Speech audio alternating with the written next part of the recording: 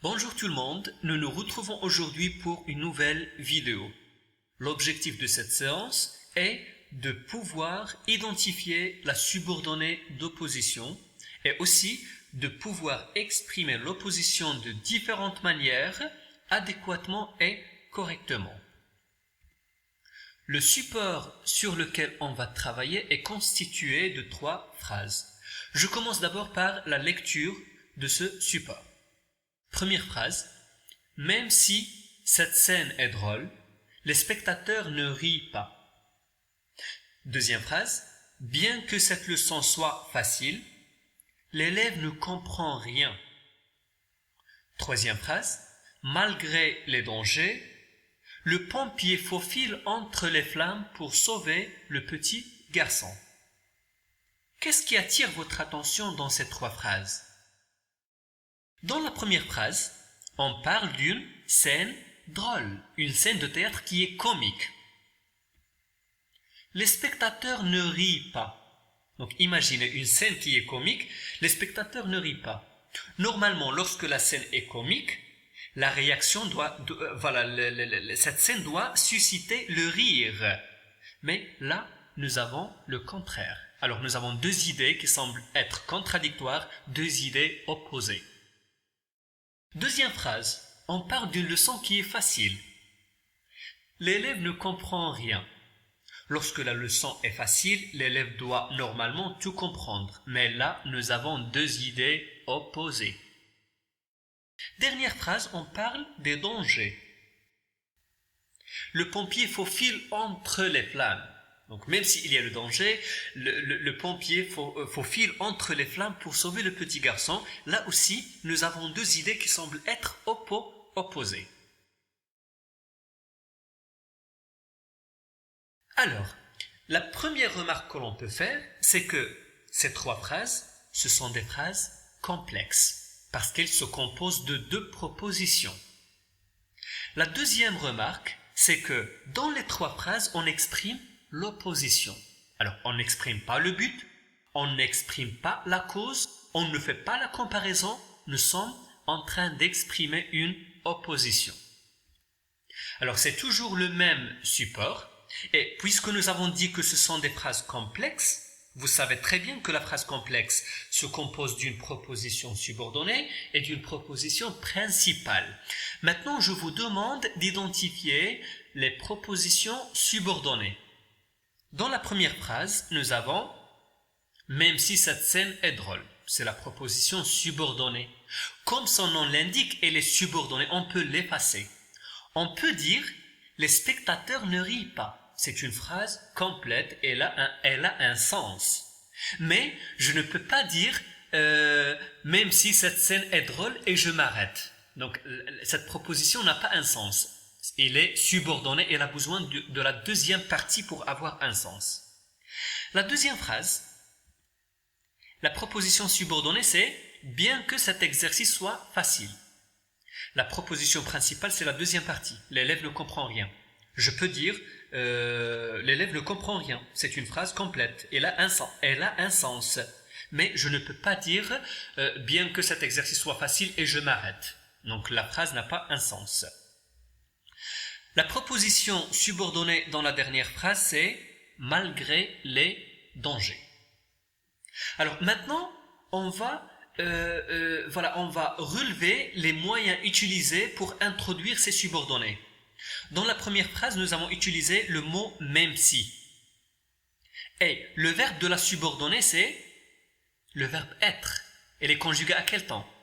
Elle est conjuguée au présent de l'indicatif. Donc, pour exprimer l'opposition, on peut utiliser « même si » plus l'indicatif. N'oubliez pas cette règle. Dans la deuxième phrase, nous avons utilisé le moyen « bien que ». Le verbe, c'est le verbe « être ».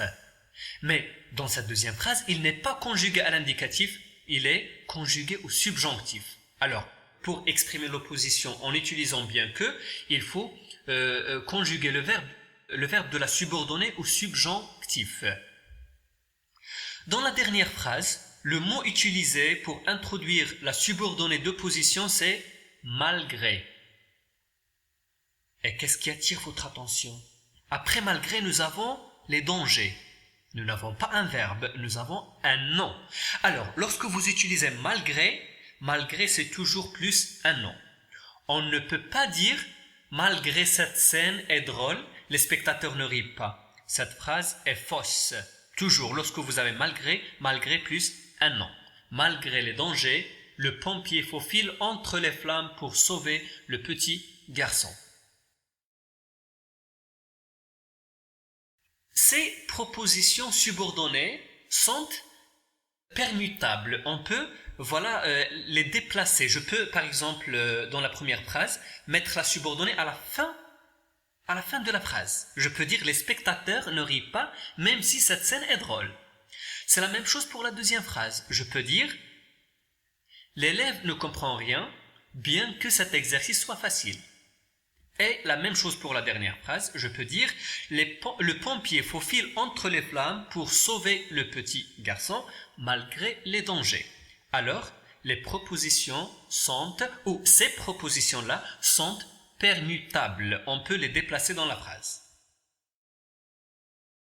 Pour exprimer l'opposition, donc ce qu'il faut retenir, les moyens que l'on peut utiliser pour exprimer l'opposition est le mode verbal qu'il nécessite. Bien que, quoique, c'est toujours plus subjonctif. Le verbe de la subordonnée, vous allez le mettre au subjonctif.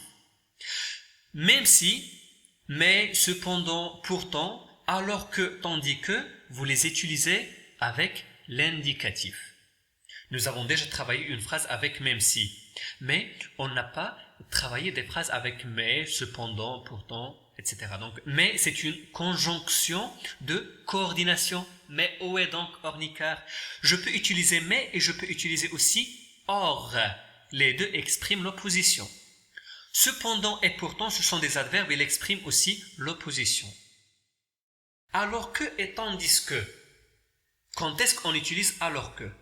Alors que on l'utilise lorsqu'il s'agit d'une opposition et en même temps une sorte de comparaison. On fait une comparaison entre deux éléments.